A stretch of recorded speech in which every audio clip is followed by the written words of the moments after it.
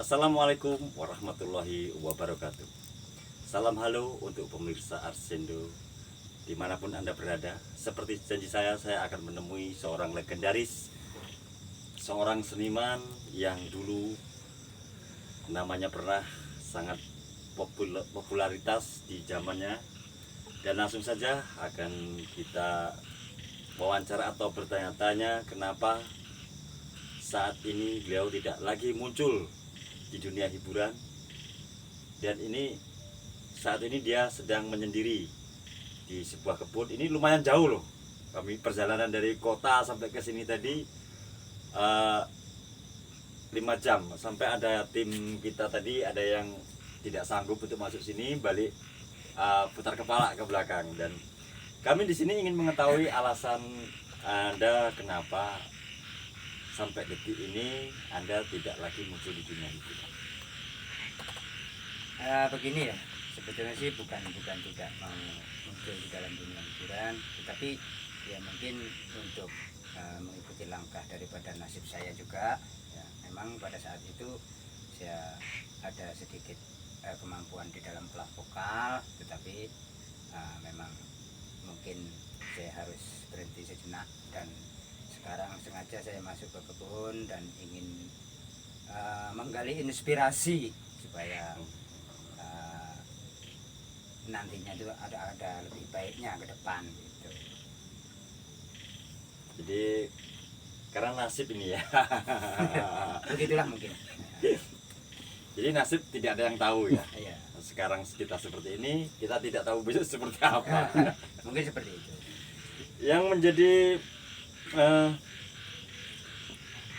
motivasi kok dari hiburan larinya ke pertanian, kan ini konsepnya piye kata pemirsa Arsenda, ini konsepnya piye ta Cak, nggak bayar ta.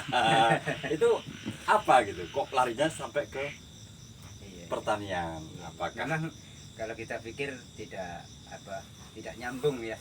Memang dari dunia gemerlap mungkin ya, walaupun dari panggung ke panggung pada saat itu ya mungkin ada sesuatu yang mungkin bisa saya seperti ini gitu kan. Jadi ceritanya tuh ya, pada saat itu saya memang agak-agak gimana gitu kan. Sehingga saya ingin mencoba keluar dulu dari dunia istilahnya kita itu dari panggung ke panggung, mungkin kan dari gemerlapnya pentas, terus masuk ke dunia pertanian ini. Saya ingin bagaimana sih kehidupan saya di luar itu kan gitu. Nah, jadi mungkin ya sebetulnya kalau kita pikirkan secara ini, saya tidak berarti tidak tenggelam sebetulnya kan. Bahwa kemarin juga saya punya sudah mencoba untuk menyalurkan inspirasi daripada saya, walaupun saya di kebun ini kemarin sudah ada dengan kawan saya itu gitu. Terus gini, ada nih juga yang ingin mendengar langsung, yang katanya kan kalau rekaman itu ada efek, ada segala macam. Pemirsa ini ada yang pengen mendengar langsung suara emasnya gitu ya, tanpa musik gitu. Iya. Mungkin bisa bisa dibawakan rapnya aja lah. Ya sebetulnya sih kalau suara itu ya memang sih kebanyakan kan, kalau kata artis-artis yang memang sudah terkenal itu biasanya banyak yang pakai efek. Tapi kalau kita ini kan pada saat itu kan kita hanya penyanyi kampung ya. Jadi dari panggung ke panggung gitu. Jadi memang menghibur, sehingga suara itu memang harus memang kualitas suara itu memang dijaga gitu. Jadi terus kemarin alhamdulillah kemarin ada satu album saya yang mungkin belum, pemirsa juga belum mengenal ya, karena baru produksi ya. Ada satu buah lagu yang berjudul Rindu Pujaan, insya Allah sudah masuk ke YouTube gitu kan. Boleh kan boleh lah. Ya kalau untuk pemirsa kalau penasaran lagunya suaranya bagaimana, mungkin bisa buka channel YouTube Arsenda channel itu kan. Di situ insya Allah ada lagu saya gitu. Boleh lah. Apa minum dulu? Masa tamu yang menawari. Oke, yuk. Oke. Ngerokok itu ngerokok. Boleh. Santai kita. Alhamdulillah ya. Ya sekarang saya gini ya. Kenapa sih kok Masnya ini punya inisiatif untuk mencari tahu tentang saya, itu motivasinya apa gitu kan? Itu. Ini sebenarnya profesi saya ya Mas ya.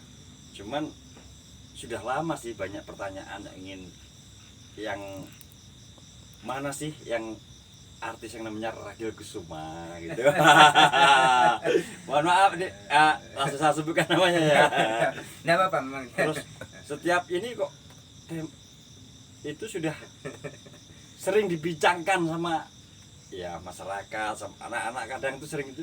Jadi saya jadi tertarik gitu loh untuk kesini tuh wawancara langsung dengan Anda gitu. Ya jangan lupa loh syairnya biar rileks. Iya. Ya sebetulnya sih kalau untuk ke tarik suara atau vokal itu kan memang ya sebetulnya hobi ya. Jadi cuman karena mungkin dari terbentur oleh sebuah keadaan, saya harus lari dari dunia hiburan, lari ke dunia pertanian. Sekaligus saya mencoba menerapkan bagaimana saya kan keturunan dari seorang petani ya. Nah, jadi jangan sampai lupa asal usul kita dari mana gitu kan. Makanya saya lari ke tani. Tapi alhamdulillah di dalam saya terjun ke dunia tani ini juga tidak melupakan istilahnya hobi-hobi saya di olah vokal itu. Bukan keturunan Habib kan? Bukan. Keturunannya petani. Jadi ya kalau untuk suara sih saya rasa tidak bagus-bagus amat sih, cuman ya alhamdulillah kalau untuk menghibur aja mungkin ya terhibur lah bagi yang terhibur gitu kan. Untuk lagu yang saya keluarkan kemarin judulnya kan Rindu Pujaan. Jadi kalau nggak salah tuh bukan rapnya ya. Jadi sejuta syair tak mampu ku ungkapkan padamu kasih yang ku rindukan. Mungkin mantap. salah satunya itulah mungkin. Kalau seterusnya nanti pemirsa nanti kalau dengar suara saya langsung hendak buka channel Anda. Terus untuk ke depan ini harapannya gimana? Apa mungkin buka suatu sanggar untuk kesenian, apa untuk ya sayang loh kalau nggak untuk generasi selanjutnya kan, apa masih ingin terjun di dunia hiburan apa gimana gitu. Ya kalau untuk keinginan sih masih ya minimal tuh bagaimana kita menyalurkan bakat itu tadi kan ya, termasuk saya memang hobi saya itu memang diolah vokal walaupun hanya sebatas dengan vokal kampung ya, vokal kampung gitu kan. Memang ya bukan artis terkenal sebetulnya. Sebenarnya sih bukan artis gitu, cuman penyanyi latar saja gitu. Oh iya. Latar. Kalau dibilang artis kan sudah kayak yang di Jakarta sana. Sini apalagi di sini kampung gitu. Cuman kedepannya insya Allah nanti kalau memang Allah itu menghendaki dan meridhoi lagu saya ini bisa memberikan satu jalan untuk kedepannya ya mungkin saya masih harus terjun lagi ke dunia olah vokal gitu Mas. Cuman tidak mengurangi dari aktivitas saya dari untuk bertani juga gitu. Sehingga saya tidak melupakan bagaimana saya bangkit saya jatuh dari olah tarik suara dan saya harus bangkit dari pertanian ini untuk ke dunia tarik suara lagi ya. Saya tidak harus melupakan dunia yang membuat saya bangkit nantinya. Itu kalau keinginan saya seperti itu. Iya. Ini masalah karakter ya Mas ya. Ini sebenarnya karakter Anda itu seperti apa sih gitu? Ya kalau untuk karakter sih kalau kita sendiri yang membaca kayaknya sih enggak sesuai gitu kan. Ya tinggal masyarakat aja bagaimana. Oh. Kan, ya. Jadi mungkin kalau untuk ya gimana masyarakat gitu. Jadi kalau untuk saya, karakter saya begini, nanti seakan-akan saya kan sudah tahu gimana saya gitu. Cuman kan semuanya kan masyarakat yang menilai gitu. Ini untuk ini penghasilan Mas ya. Ini lebih gimana ya untuk ya dari dunia hiburan terus ke pertanian ini untuk penghasilan keekonomian untuk keluarga lah kan. Itu dan ini mohon maaf ini dari tadi saya kok tidak bertemu dengan entah keluarga, entah statusnya tuh gimana gitu. Iya. Biar Ya, langsung lah sebenarnya nih jauh loh 5 jam tim saja ada yang putar iya. ada putar kepala tadi. Jadi gini Mas ya, jadi kalau untuk di penghasilan ya kalau kita banding-bandingkan semuanya sih fiktif Mas ya. Cuman kalau ditarik suara, diolah suara dari panggung ke panggung itu kan yang namanya di desa itu kan. Jadi ya artinya menunggu apabila kita ada orang hajatan, ada apa, itu baru kita manggung gitu kan. Tapi itu pun kan hanya sebatas gimana lah gitu kan. Kalau untuk penghasilan sih ya saya rasa memang lebih menjanjikan itu di pertanian gitu. Cuman ya untuk tani itu sendiri juga tidak terlalu tidak terlalu besar pendapatannya. Ya minim lah, cukuplah untuk makan sendiri nih ya. Nah, terus kembali ke pertanyaan yang kedua tadi untuk keluarga ya, alhamdulillah saya memang sekarang ini masih menyendiri gitu kan, karena ya mungkin terbentuk dari sebuah permasalahan yang mungkin tidak bisa saya sampaikan di sini kan. Iya. Mas sendiri sudah tahu kan. Jadi mohon maaf aja kalau untuk ini kan, cuman kesendirian saya ini memang ya mungkin sudah menjadi garis sehingga saya harus menjalani hidup seperti ini. Dan mudah-mudahan Allah akan memberikan yang terbaik untuk saya. Amin. Bagi saya sih kesendirian ini hanya sebagai motivasi saya bahwa saya harus bangkit ke depannya bagaimana gitu. Nah, di pertanian mungkin nanti untuk di olah vokal gitu kan. Ya. Jadi mana yang memang Allah itu memberikan yang terbaik ya di situ saya akan jalani gitu.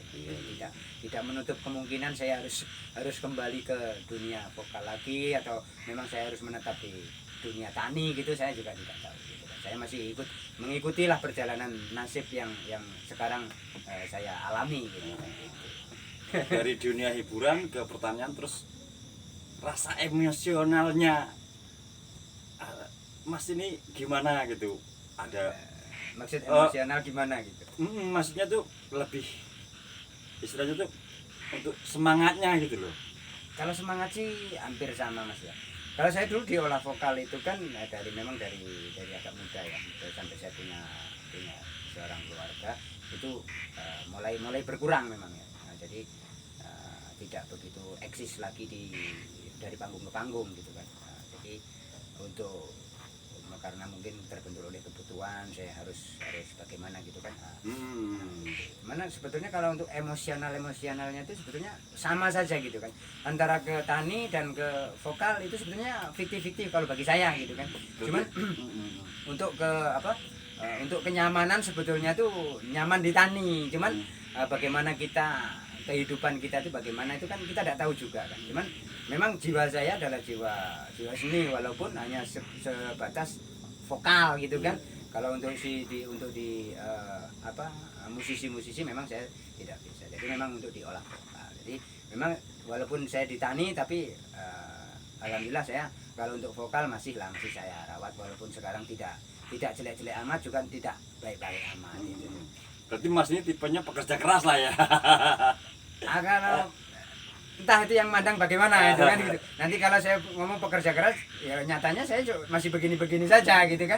Jadi ya tinggal masyarakat yang menilai kita aja. Jadi mungkin Mas bisa menyampaikan pesan moral pada teman-teman Arsenda di mana itu untuk yang lagi terpuruk apapun untuk semangatnya gitu. Mungkin bisa disampaikan langsung. Ya kalau mungkin untuk pemirsa atau untuk sahabat-sahabat saya yang nantinya yang nonton di Arasenda Channel.